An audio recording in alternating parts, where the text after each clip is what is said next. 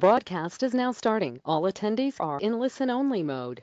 Hello everybody and welcome to today's webinar, How to Help Your Lesbian, Gay, Bisexual and Transgender Clients Be the Very Best They Can Be. Today's webinar is being recorded and will be available after the broadcast date. A link will be sent out to you. And now I'll pass over to Carolyn Parry, who will take things from here. Thank you ever so much, Sean, and obviously Ashley from the office, and Sean, who's on the call, who's going to be our webinar speaker today. So first of all, can I start with a very, very well-meant and sincere Croeso Cynnes Gyd, a very warm welcome to everybody. And I know that we've got people from all around the UK on this call. This call was originally set up as an offer for CDI Cymru Wales members, and I'm sure everybody in Wales is delighted to meet colleagues from around England and Scotland, and I believe Northern Ireland as well today. So a very warm welcome to you all. I'm delighted to say that this has proved the all-time record holder so far for registrations for a webinar. We've had over 100 people sign up for today. And if you are listening to this on playback, I hope you find it a useful session. For those of you on the call live today, we'll be taking questions at the end of Sean's session. But obviously, if you've got queries and you're not sure about understanding something he's just said, if you pop your comments and questions into the question box or the chat box, we will pick those up and pass those on to Sean at appropriate moments. So just before we get into the meat of today's session, I'd just like to flag up a couple of bits of CDI information for you. Some other forthcoming webinars which are scheduled, and remember that these count towards your 25 hours of CPD if you're on the professional register for the CDI. So on the 13th of June, we've got Apprenticeships in Health, which is something for everyone. And that's going to be talking about all sorts of different roles and opportunities within the NHS. And then on the 11th of July, another CDI Wales workshop, and everybody's very welcome to this as well, webinar rather, and that's on mental health at work, and that's being delivered by the charity Gofal. It will be through the medium of English, so it'll be open to all, but very useful thinking about our own mental health and how we also help the mental health of our clients as well. So that's it on the webinar front for immediately next few weeks, but also we've got some training events which you may be interested in booking onto. One is Understanding Autism for Careers Professionals, and that's a day's workshop happening on the 18th of June. And then on the 19th of June, there's a session on optimizing career outcomes for young people with a SEND profile. Both of those you can book through the CDI website. And then my last flag up for this bit now is the National Career Leaders and Learning Conference 2019. If you haven't booked your place already, it's on Thursday the 11th to Friday the 12th of July, and it's at Derby Uni in the Enterprise Centre. And the focus for that conference is developing effective career programmes, evaluation and impact, which is obviously really timely given all the Gatsby activities that we're all involved with. So that's the preamble and the welcome and the flagging things up to you. It's now my absolute pleasure and delight to be able to welcome Sean Russell on as your webinar speaker today. Sean and I go back a little bit, in fact, probably more than a little bit, it's fair to say, because we both went to Royal Holloway College together at university, and that was several decades ago now. I won't embarrass either Sean or myself by saying how many. But I've really valued both a personal friendship with Sean and professionally as a colleague working in the HE sector in particular, though Sean's already also worked in sixth form and now runs his own business. I'm not going to steal his thunder because he'll take you through all of his background very shortly. So the title for today, Get Out, Stay Out. He'll be sharing some personal history and professional experience, and that will help you then feel really confident, we hope, in dealing with anybody who is an LGBT profile and helping them be the best that they can be. So with that, no further ado, and over to Sean. Welcome, Sean. Thank you very much, Carolyn. And the answer is 4 decades. Sorry about that. But, I think context is important. I thought it was great. Very, very pleased to be part of this webinar, and thanks to everyone for giving up your time because you're busy people. So I'm going to talk for about 45 minutes, and as Carolyn said, you know, if there are things that you want to check out as I go, then that's fine, and then questions at the end. The other thing, just as a quick favor, which I'll repeat again at the end, is if you're able to email me your reason for signing up, just a line and an email to my email address, that would be really helpful. That just informs my work and how I can help people. So Get Out, Stay Out, that's my website. Bit in your face. It refers to getting out of the closet. and particularly ties in and chimes with the various research and anecdotal evidence that, surprise, surprise, people are happier at work and in their lives if they're not hiding their sexual orientation and gender identity. And when I say gender identity, I'm thinking particularly of those transgender people as well. And I got to this point, so I've been freelance for about, gosh, 9 or 10 years now, and I'm just trying to move my, oh, there we go, slides on, there we go. Just to pick up on a couple of things Carolyn said. So this is my background, which I'm going to say a little bit about, just to explain how that informs what I'm going to say today. So I taught for a number of years, ended up doing the best job in teaching, which is head of sixth form. I recommend it hugely, and really a big focus on university guidance. Also involved in some of the early, around the 2000s, university widening participation schemes. This was at Bristol University, which is now such a big thing, particularly for Oxbridge and other universities like that. I set up and ran an employability mentoring scheme for the University of Birmingham, now in its 7th year. So we match LGBTQ students with employers who are out in their workplace, could be charities, engineering, working for the university itself. And I think that's probably all I need to say more, all I need to say, oh, a couple of things possibly. So a background in guidance, and particularly in terms of university careers guidance for graduates and postgraduates and postdocs and so on at a couple of universities, Birmingham and Warwick. I also mentioned Stonewall because they will crop up quite a lot in my talk. As you're probably aware, Stonewall LGBT rights charity has been going now for 30 years. I think they're celebrating their anniversary, and have huge number of resources around careers, life in the workplace and so on. And the other thing is that I work as sort of a parallel job as an executive coach to senior managers in higher education. And the last point is my closet history. In the closet when I was a teenager, and then sort of in and out, and then went into teaching, which in the 80s probably not the best job to be if you're gay, because you could just been fired for being gay. And then out and out is all to do with going to university and what we say to people about going to university, the chance to reinvent yourself. Finally, moving into university career services, I got being out at work down to, I think, 5 minutes. And it's an interesting one, the whole being out thing, because you don't ever do it once. And sometimes you do it in some bits of your life, but not others. But we might pick that up a bit later. Okay, so the plan for today, bit of background to some of the issues, some advice and guidance to you about how you might position yourself as somebody who is explicitly inclusive and welcoming to LGBT people.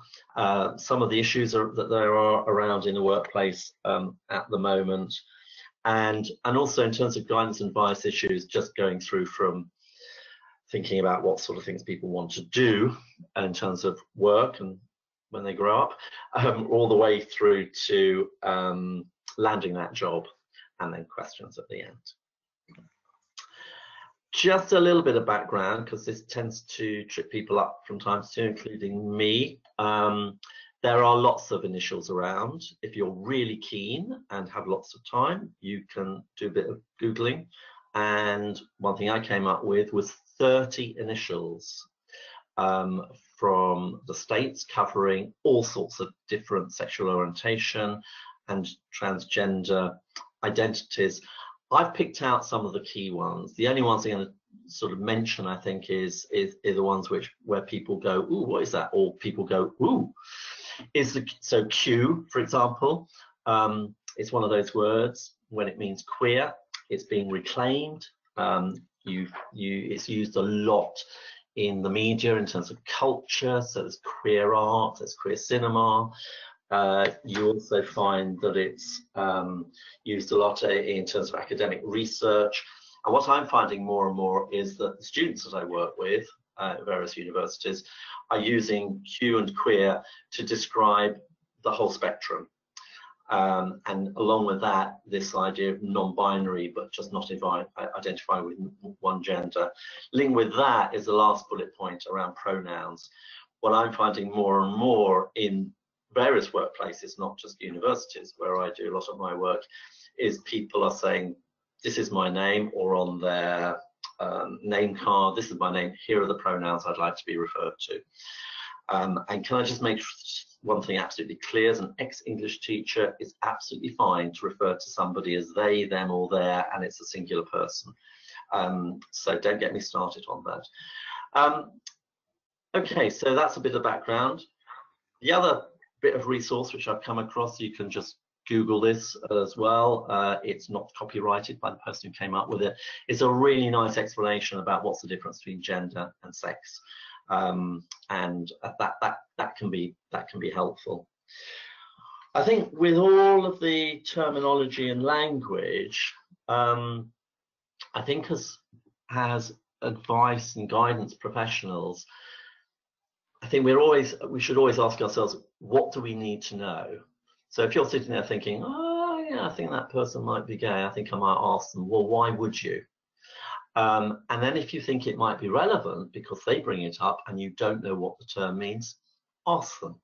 And I think if you set the contract and the rapport, you've got all that right, it'll clearly come from a place of genuine interest because you genuinely want to help someone. I think too often we all, and that includes me as well, I find it difficult keeping up with all the different terminologies and views and aspects and so on. It's just making it absolutely clear that it's coming from a place of, you know, we want to help. So I hope that's helpful.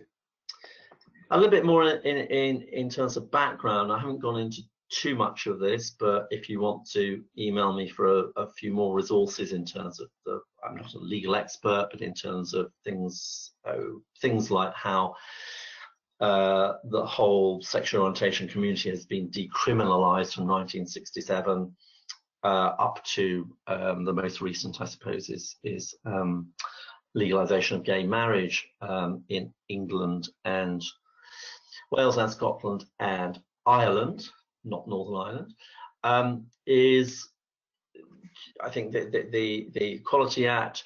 If you work in the public sector, there's an extra duty, public sector equality duty. And the interesting thing about this, which could be very relevant to those of you who work in the public sector, is that there is an expectation, a requirement to take proactive action. So not just react, but to have things in place already. So for example, an organization might say, well, as and when we get an LGBT person, then we'll say something about how inclusive we are. Well, that's not appropriate. In this case, it's not really terribly legal, and it's certainly not helpful.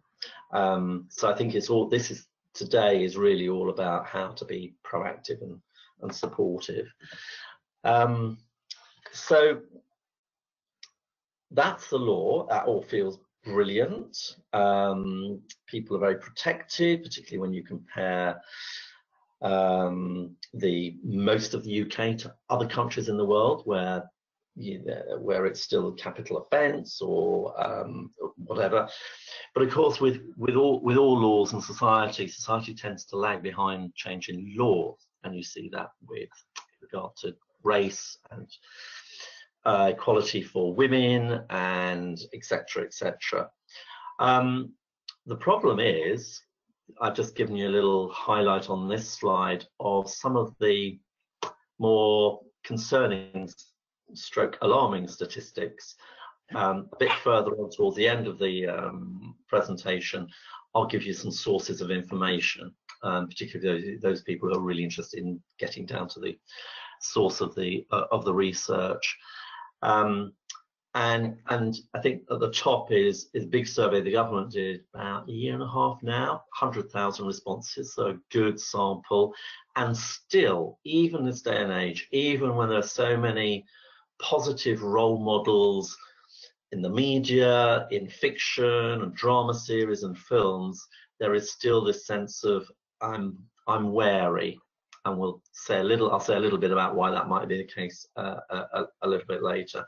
Much more research in the last couple of years in this country, particularly around well-being and mental health and so on. For me, I'm particularly concerned that more LGBTQ students are more likely to drop out. Probably because, going to the last bullet point, they're juggling, I mean, we all do this, but to a certain extent, they're juggling multiple identities. And if you're hiding your identities from your parents, but then you're out in your department, but then you're hiding it from your sports team, but then you're out in your part-time job, but then you're back in again when you go out on placement, looking further on in terms of people's careers. If you work in an area where it's who you know and who the senior people are, and those relationships are really important, that's an issue. If you go into an area of work where you're not only juggling your relationships with your fellow workers, but then you've got the additional relationships of clients, some of whom could be very long-term and very social, customers, and then drilling down to people like patients and pupils. This constant filtering and checking just can be quite stressful, and it's a thing. It's, again, if something you're interested in digging into, then minority stress is a good term to Google. So in terms of why LGBT people don't come out, and I think with the T and transgender, the issue there is coming out if they're transitioning. And the other thing is, if they have transitioned, is coming out relevant at all? Because, you know, they are now a woman, they are now a man, their past might not be relevant, so they're juggling that for themselves. There's homo, trans, biphobia around. You've got families, different cultures and so on playing into all of this as well. The not fitting in I've talked about a little bit earlier, and we are moving towards some positive stuff, unless you're sitting there thinking, well, this is a bit grim. I think a lot of people also, even young people, assume it's going to be a problem, and most of the time it's not. People might be surprised. You see that mostly with children coming out to their parents, because it's tough for parents because they think, oh, I know my child, and then they realize they don't. Quite often that feeling goes quite quickly, but it's a surprise, and any surprise is sort of knocks you off your track a little bit sometimes. But of course, unlike some other protected characteristics, more visible protected characteristics, LGBT people have the options not to come out, so you're constantly trying to make this judgment. Okay, so moving on to your role, and you may want to, in your questions, say, can you just go back, Sean, a little bit to the beginning? Can you just flesh out one of the things I've just talked about? But for this next stage of the webinar, and this is based on my experience, I guess, is working in university career services, school, and also particularly around the coaching I do. And a lot of my coaching is around career development for people in a variety of industries. You probably do know this, but I think sometimes we don't always appreciate that we are a safe space. That's an overused term, but we're somebody who is there as a professional. We're objective. We may or may not be offering various levels of confidentiality. That's something for you to think about in terms of your role, and it can just be such a relief to the people who are, I'm just going to talk about my job, and I can talk about, it's just about me. I know it's not going to go any further, and I know I'm not going to be judged, or do I? And if you want to make absolutely sure that your clients know that they're not going to be judged, then think about some just really basic signals. In terms of LGBT, you might just mention the word sexual orientation in how you promote your service. You may have something which is a little bit more visual. I'll come on to that in a second. If you're talking about ground rules, contracting, the sort of service that you offer, then rather than saying we treat everyone the same, which is a term I do have a bit of a problem with, but just saying, what does that actually mean? And if you're talking about, if you actually explicitly mention sexual orientation and gender, that's really, really helpful. So there are issues there in terms of your marketing. You might even talk about specific examples of how you can help people in terms of your professional work, and that might include case studies. That could be people from your own experience. There are, excuse me, plenty. Excuse me, I'll just take a quick glass of water. While you're just doing that, Sean, yeah. Shall we just see if there's anything anybody wants to pick up on what you've said so far, just to give you a chance to draw breath and to rehydrate? If any questions anybody wants to pop up, please pop those in the question box. That would be useful. And we'll pick those up in a minute or two. Are you all right there, Sean? Yeah, that's fine. Thank you. Marvellous. Okay, lovely. I'll keep an eye on questions. You carry on. Thank you. So yeah, that leads on to that next bullet point about resources and signposting links to people like Stonewall. And a lot of their reports and research they do feature case studies. And I'm never one to reinvent the wheels. It's not nicking people's ideas, it's sharing good practice. But you may want to have links to case studies that they have. You might even look at doing targeted workshops. I see this happening more and more, and particularly groups, if that's the right word, of people who may, in your anecdotal experience, feel don't engage with the service that you offer, and that's always something to do. And I think that's a nice example of leveling the playing field. And some people sometimes say, oh, so are you going to do special workshops for heterosexual men? And I go, well, no, because they do quite well, actually. What we want to do is to make sure that everyone has the same opportunities as those people who historically have done really well in the employment field. And I think just as you go about your business, your work, your corridor conversations, water cooler conversations, without forcing it, and certainly it's got to come from the heart. Because if you think, oh yeah, Wednesday is LGBT Day, I'm going to mention something LGBT-ish in my conversation.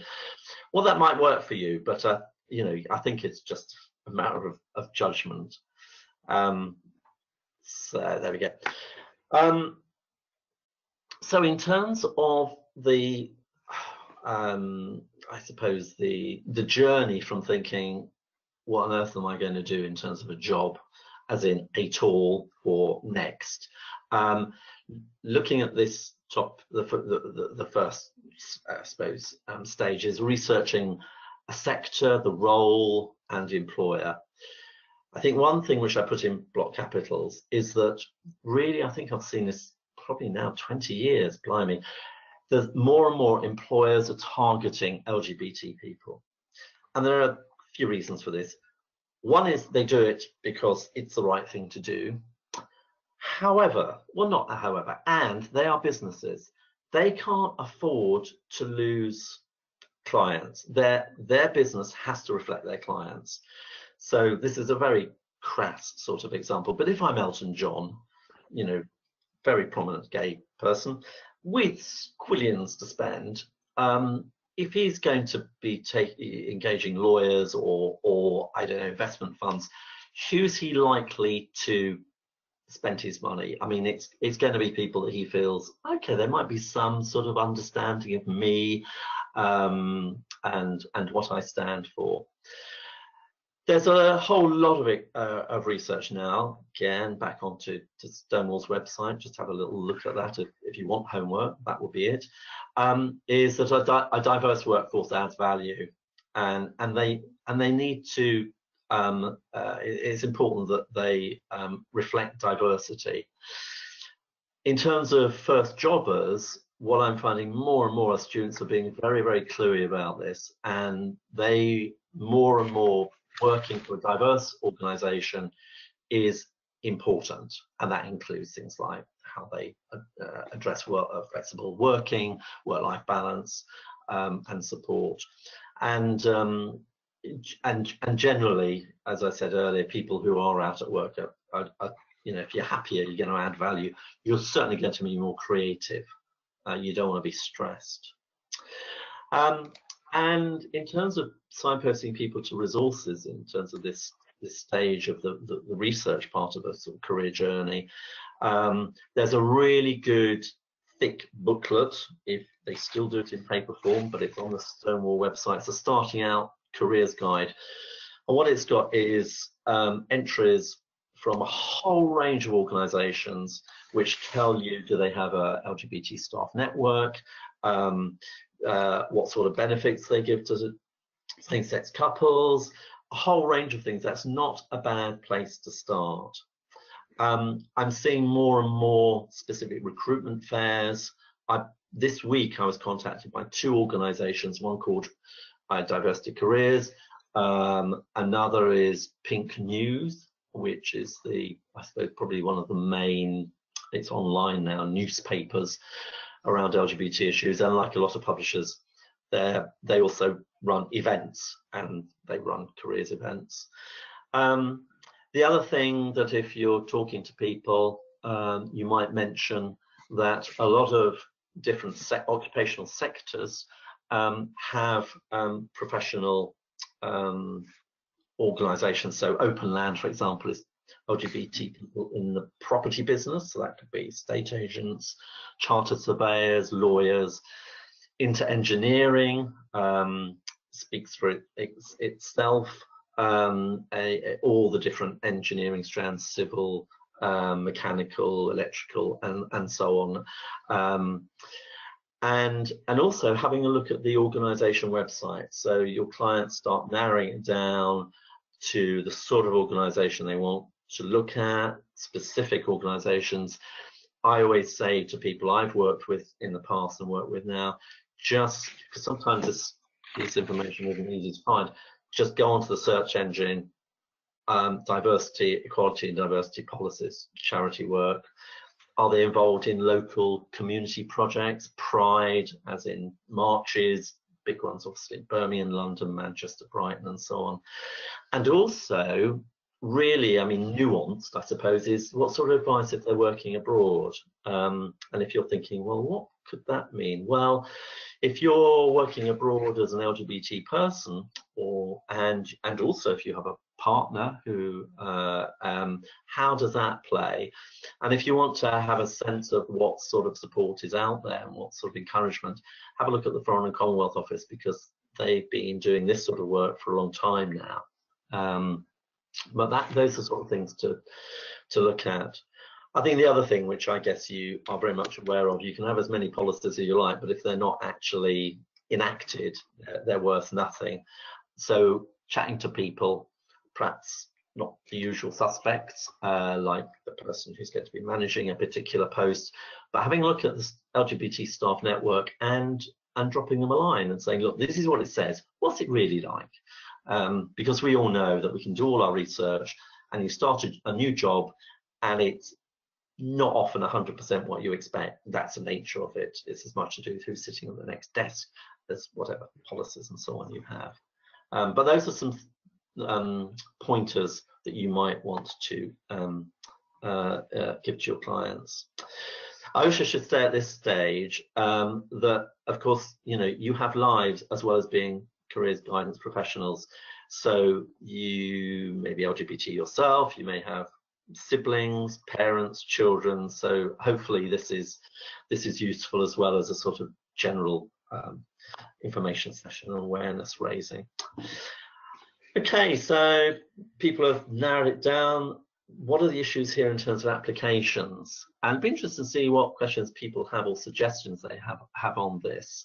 I think whenever people bring CVs to me, when I used to do a lot of work, I still do a bit of work on this, is before they even give me the CV, I say, well, what I'm going to ask you before you show me your CV or your application form, mostly it applies to CVs and particularly speculative ones, is imagine I'm the employer looking over your shoulder as you're writing your CV and constantly saying time and time again, why are you telling me this? Why is it relevant? So telling me that you're happily married with 3 kittens and 12 children, how is that relevant? I still do see this. My favorite is a teaching job where someone actually told me that they got a cycling proficiency certificate. Interesting. It was for a head of department. Anyway, so I think making sure it's that basic, is it relevant? Could it be relevant? Well, yes, it could. I mean, the reason I got involved in this whole area, apart from just being a gay man, which I don't think I mentioned at the outset, that's me, was when I saw a student at a CV drop-in a few years back, and he had one line on his CV which said President of the LGBT Association. Now I know you know the feeling, you always balk at one line, especially if they haven't fleshed it out with things like what skills, what have you done, what have you achieved, etc., etc. And I said, so why is that in there? Oh, I thought it might be useful. Okay, why would an employer be interested? And then he started talking about events he'd run, negotiations he'd had with the Vice Chancellor. I said, do you think any of this would be of interest to an employer? He went, yes. So, and his question was, should I put it in? And I said, well, it seems relevant.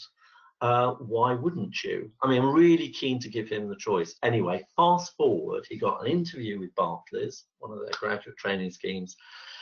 During the interview, he talked about how he had tried to set up an LGBT society at school and how difficult it was. Fast forward again, he got the job because what they were looking for were people with resilience, and that absolutely ticked their box. It was a great example. I'm not going to say that it's great being LGBT because you spent your life being resilient, because that's like not terribly helpful in many ways, but I think just an example of how to help people think through what they're going to present. And then there's those basics that you all know about. If you mention something in your application, don't be surprised if they ask you about it in an interview, which is a great way of setting little traps, I think, in applications, so that you can sort of have some sort of slight control over the interview process. It's all got to be relevant. In terms of the interview, I'm probably a little bit out of the loop these days. Interesting what your thoughts or views are on this. I really haven't come across anyone saying, are you gay? What sometimes I think happens with some organizations still, and this is mostly around, I think, senior posts, they still have this informal, well, come to dinner. I don't think they still invite their wives anymore, when only senior people were men. And I think in those informal sessions, then I think treat them all like interviews. Just think about what you want to get over, what you want to talk about, what you don't want to talk about.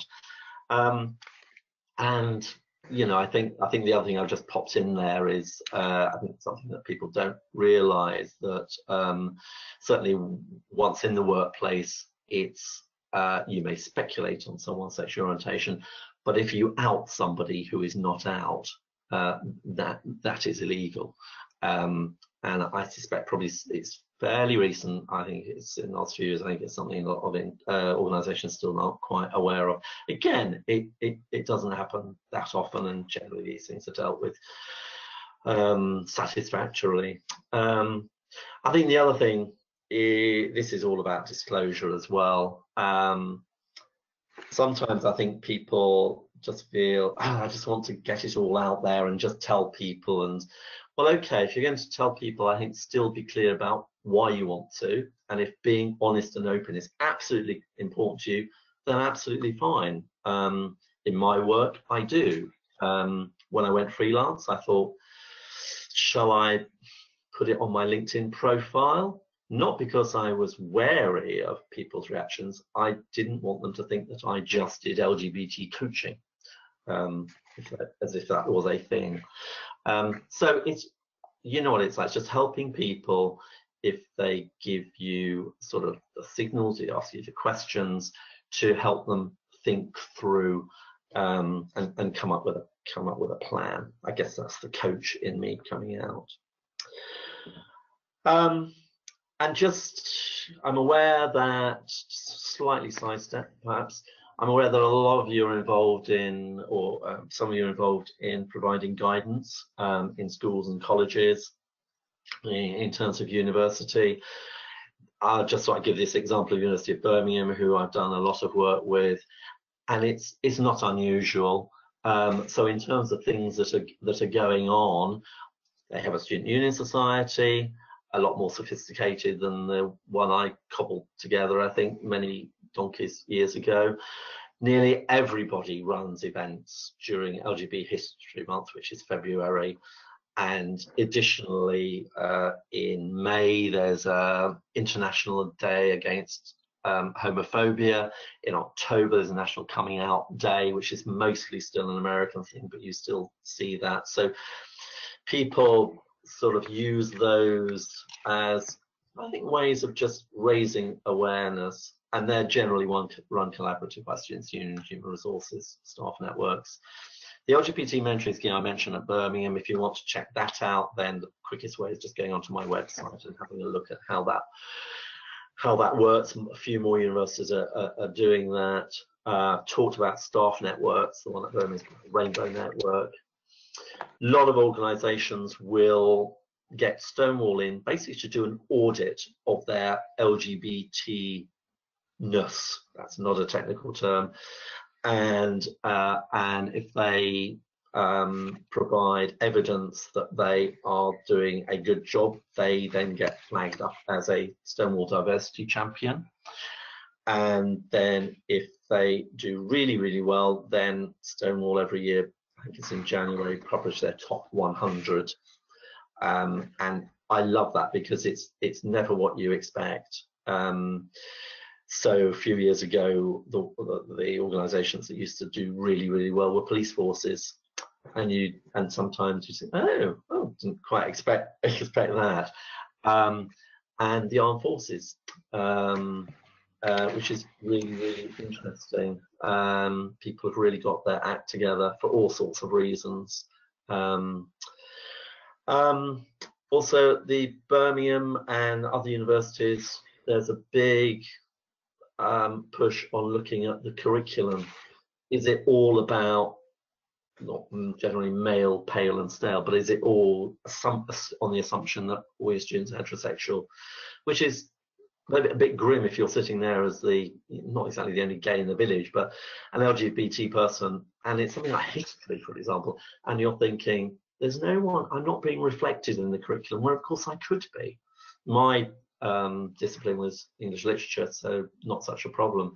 If you're teaching geology, the content doesn't really fit, but certainly your role as a personal tutor, absolutely key that you're trying to give LGBT students the best deal you can. So that's something that's happening in the universities, both in terms of the content and how it's delivered. Birmingham do a welcome week induction. They have an afternoon. They mail out all the new first years and say, come to this, and they have a whole series of talks from various parts of the university.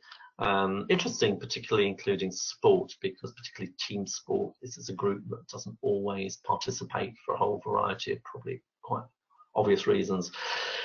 And then the other thing, which I'm currently working on with 2 universities, is putting together an ally scheme. So you have your staff network, and this is also something for people looking at checking out who they want to work with. These are people who may be LGBT, but are really focused, particularly focused at people who are non-LGBT, who will basically demonstrate their solidarity, and what you see quite often is people wearing rainbow lanyards, and I think that's quite striking. Here's the only picture in my whole slide. I'm sorry about that. This is New Street Station at Birmingham. These went up about 2 years ago. Every time I come through New Street Station, I just feel, you know, I just exhale a bit more. One thing I was going to show, but I think I'm running out of time, is there's a film that came out 2 years ago called Love Jamie. And if you want to do anything like this, then just go onto YouTube and just do a search, and you'll see right at the end, sorry, it's a bit of a spoiler, there's a little scene where the son is coming out to his mother, who, surprise, surprise, pretty well had sussed it. And she said this wonderful phrase, which apparently an actress ad-libbed, it wasn't in the script. She said, "You're out, you now get to exhale." And that's what I do when I go through New Street. You just go, ah, yes, you don't have to watch what you're saying, you don't have to watch your thoughts, you don't have to filter things. And that is just such a brilliant feeling. And anything you can do as professionals to really encourage that or support that is just brilliant.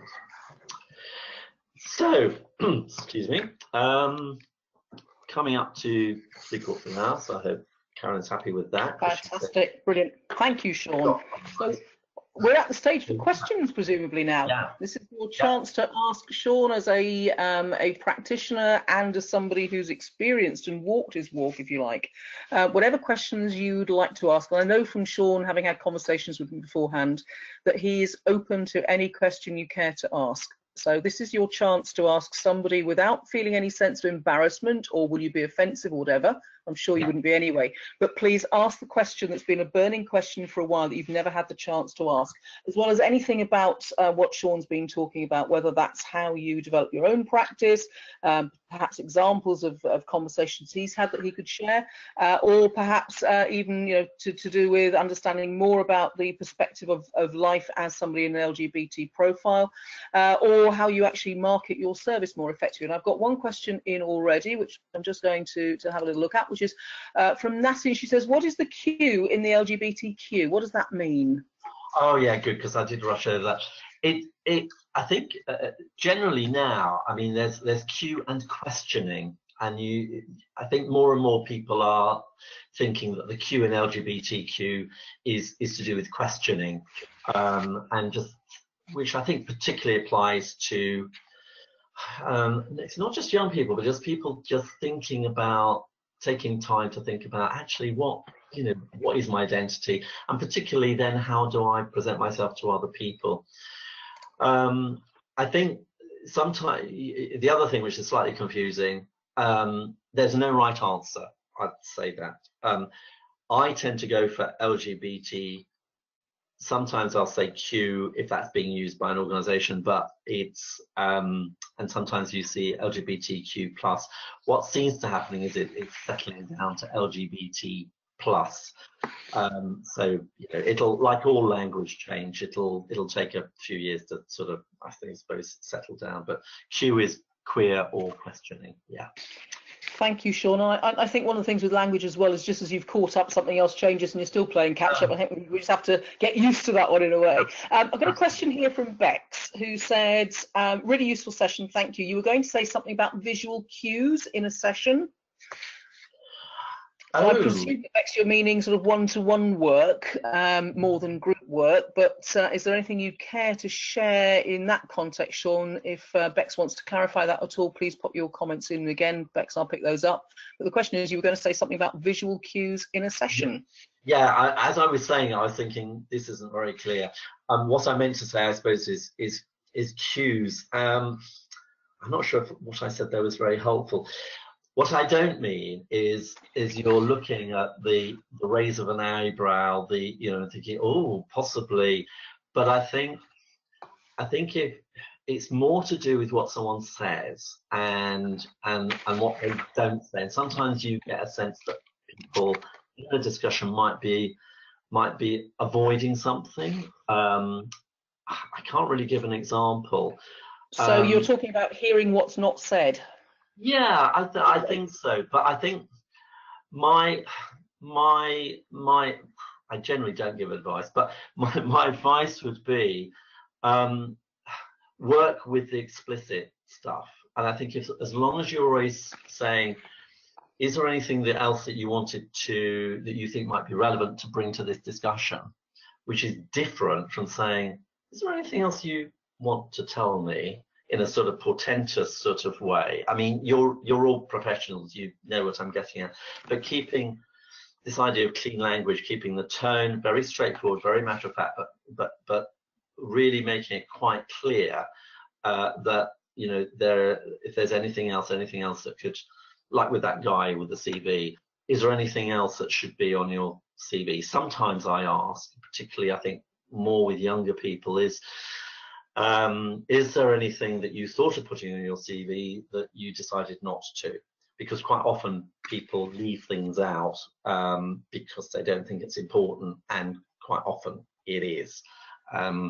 So yeah, I think certainly you're not, I'm sure you're not implying this, but certainly don't go digging, and certainly don't think, oh yeah, my gaydar is pretty good. I think I can sense as that person will do. Yeah, I think they're gay. I'll say, so, yeah, so did you know that I'm really, you know, very open to talking about sexual orientation? It's probably not going to be terribly helpful. And everyone listening at the moment will be thinking, of course I wouldn't do that, which is absolutely right. So I think everybody probably was wincing a little there as well, to be honest, Sean. Well, Imagine what that would feel like saying it. I just wanted to, you used a very useful a shorthand reference there to clean language, and if anybody was wondering what Sean meant, he's talking about clean language, a book by Wendy Sullivan and Judy Rees, and it's Clean Language, Revealing Metaphors and Opening Minds, I think was your reference there. Is that the one? Oh, exactly. I mean, I know a little bit. I thank you for the reference, because I didn't know those authors, so thank you. Brilliant. Pleasure. We'll put that in the link when it goes out, if we could, Ashley, please, so people have got that, they can go and have a little look. Okay, so Bex was saying yes, it was in the context of safe space that she was asking the question. She's got a follow-on question now, which is, does anything exist to bring more inclusivity to career guidance itself as a profession? Wow, that's a big one. Do you fancy having a crack at that one to start, Sean? Yeah, this is where I feel a bit of a fraud. If there is, because I'm not aware of it. But there again, you know, if I set out to read 3 careers guidance sort of texts a week, then saying I'm not aware of it would mean something, but I'm not. I have to say, when I did a session last summer at the Association of Graduate Careers Advisory Services, their national conference, the sense I got was that the sort of things I was telling them, particularly around the background, was how can I put this? People didn't come back and say, oh, well, clearly you haven't read so and so and so and so. So I'm wittering a bit. I'm not aware of it. I'm not either, other than I think, you know, there is something in our code of ethics which is around being open, honest and inclusive in our behaviour. So it's implicit as a strand through everything that we do, in the same way that anybody with something specific in their profile we would need to be respectful and welcoming of. So I think that's implied in everything, and if anybody else has got an answer, then that would be great. Oh, Kath has just popped something up. Always helpful when you ask questions on these sessions. So Kath said, a small piece of research has just been undertaken around the pronouns we use in career guidance conversations. She spotted it on LinkedIn. Kath, if you can find that and let us have it, we will share that with everybody as well. And I have, just as you were saying, Sean, the you know, people introduce themselves by name and how they like to be referred to by pronoun. I was at the Creative and Cultural Skills Conference in Cardiff a month or 2 ago, and there was a speaker from Cabinet Office, in fact, who was talking about the work that they do around diversity and inclusivity. she introduced herself with the pronouns, and I have to be honest, it's the first time I've come across it in action. I know about it as having read about it, but it's the first time I've come across it. It was a really useful way of opening up conversation around D&I, so very useful. Kath said she's on looking for the link, so I'll share that as soon as we've got it. And Oliver said, should LGBTQ inclusivity be incorporated as a matter of course in the QCD and level 6 delivery? He says yes. Now that's an interesting thought. I'll take an action to actually take that forward and raise it with Claire, who's our professional development manager. And I was talking with her only yesterday about qualifications, and I know that there is some work being done about refreshing level 6 and the contents of it. So I will raise that with Claire. I'm sure there's stuff around diversity, and it's a while since I've last looked at it, but I know there's stuff around diversity. But I will drop her a message and say, request from membership, LGBTQ, is that going to be in there? Sorry, I can't write and talk well. There we go, lovely. So I've got a note to actually go and follow that one up. Thank you, Oliver. So next set of questions. We are here with Sean to answer any questions you've got and to share resources and maybe your own experiences if you'd find that helpful and you're happy to share. Anything come up from what we just talked about, Sean, that you'd like to pick back up on? Yeah, I think the almost like going back to basics. If you are adhering to the absolute core principles of what you do, as we're talking about, therefore you're operating in an ideal world. You don't need to do anything special.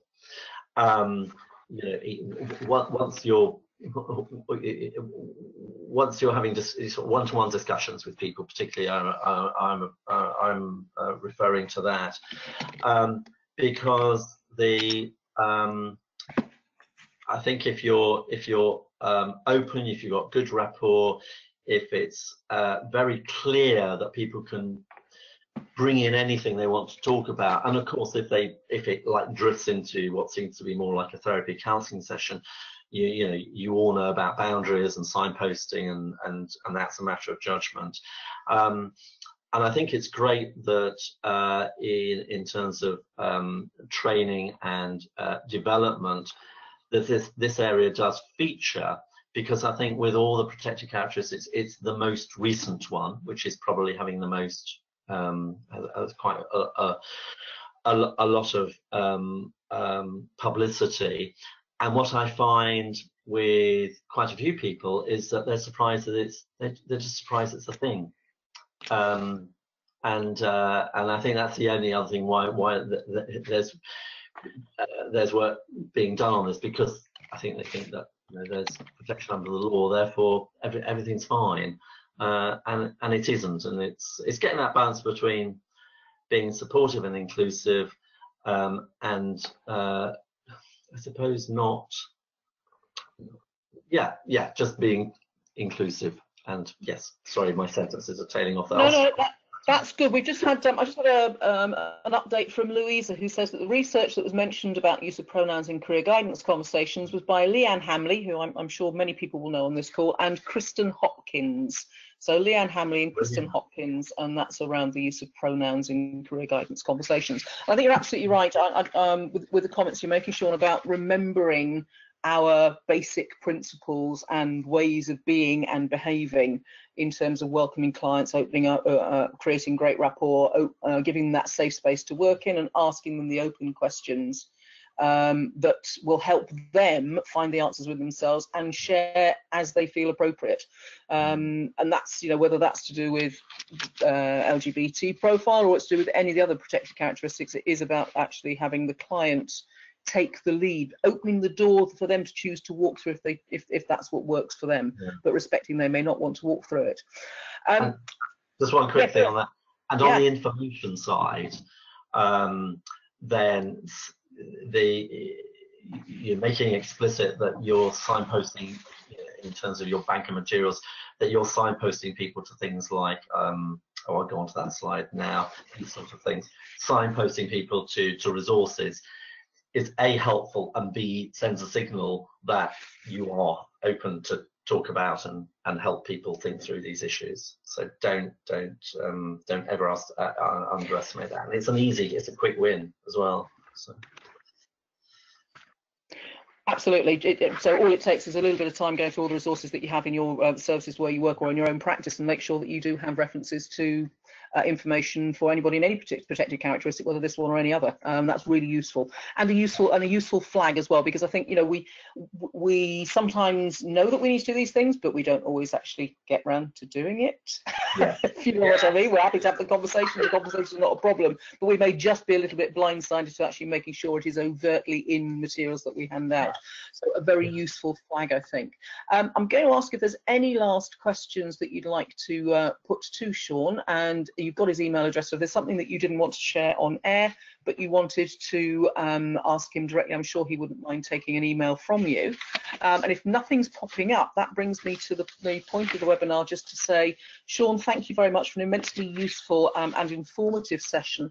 I think it's really clear to say that you have definitely helped boost our confidence, reminded us of our abilities to have conversations in any context, and to be really inclusive in our practice, whether that's using clean language, picking up the clues and opening the door for them to walk through should they choose. Understanding the terminology is really helpful, because they do shift and sometimes it's hard to keep up, so that's a really useful reminder. And that sense of it's okay to ask, actually, and sometimes we are more worried about causing offence, but if we've got good rapport, as you said, it's very easy to ask the questions, and to be safe in doing so because we're appropriate in the way we ask, but also knowing that it won't break a relationship because we are being appropriate in that behaviour. The website resources were really, really helpful too, and I think what you've helped us do is test our own assumptions as well as helping our client test their assumptions, maybe in some of the things, the ways that they're approaching the issues. I particularly liked the section you did on disclosing advice and is it relevant? If not, don't worry about it, but you can't be outed. That's a useful reminder, and being clear about why you would choose to disclose, and how that benefits you as an applicant, I think is particularly important. What I really liked was the whole bit around identity as somebody with an LGBT profile, and that reference to minority stress, which is a great term I'd not come across before, and recognising that people have different identities in different contexts, and that can cause some real stress for that individual where they're trying to be several things in several different places.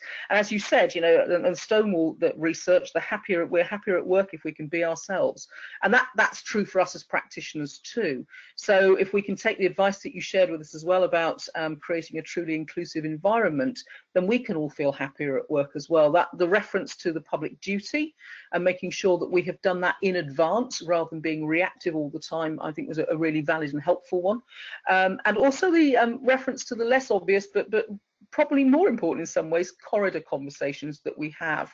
The flagging up of mentoring schemes and the allies scheme are all really useful as well, because that's stuff that people can take back to their own context and put into practice. And also, I think you used a phrase, getting into under the skin of a place, and I'd take that a bit wider, getting under the skin of how our clients feel, getting under the skin about how we feel, and then how we're actually able to make sure that we are totally inclusive in the practice that we run. And I'd like to thank you for the Welsh reference to the reference being the only gay in the village, because Llandewi Brev is only about 10 minutes from me. So nice to see a Welsh reference from what was originally a Welsh webinar. There haven't been any other questions pop up. If there's anything else you'd like to say, Sean, this is your moment to do so. I wish I could speak in sentences as clear as yours. One final thing is, which is something that Carolyn mentioned, that everything I've talked about in terms of the principles for today apply to all protected characteristics. And the second thing is like doing an audit of your practice, whether it's just you, whether it's the organisation you work for. Doing something small will make much more of a difference than you would ever think, and absolutely don't let the worry of getting it wrong stop you doing anything, if that makes sense. So yeah, give it a whirl. And then that was great, Sean, thank you. And if you do that, you'll be happier in your workplace and what you're doing. Absolutely. Which brings us neatly back to the very first thing that you said. So now just the last thing to say is just a massive thank you ever so much for being so generous in your time and sharing your knowledge and experience with us, Sean. I hope you've enjoyed your webinar with us as much as I know that we've enjoyed it, and all the best for hopefully a fairly dry afternoon in downtown Birmingham. It's certainly wet in Wales, and probably I'm seeing news reports about very wet around the M25 as well. well. So keep safe, everybody. We look forward to seeing you on the next webinar, and thank you once again, Sean. Thank you very much. Thank you. And Thank you, Ashley too for everybody. the tech. Thank Thank you. you.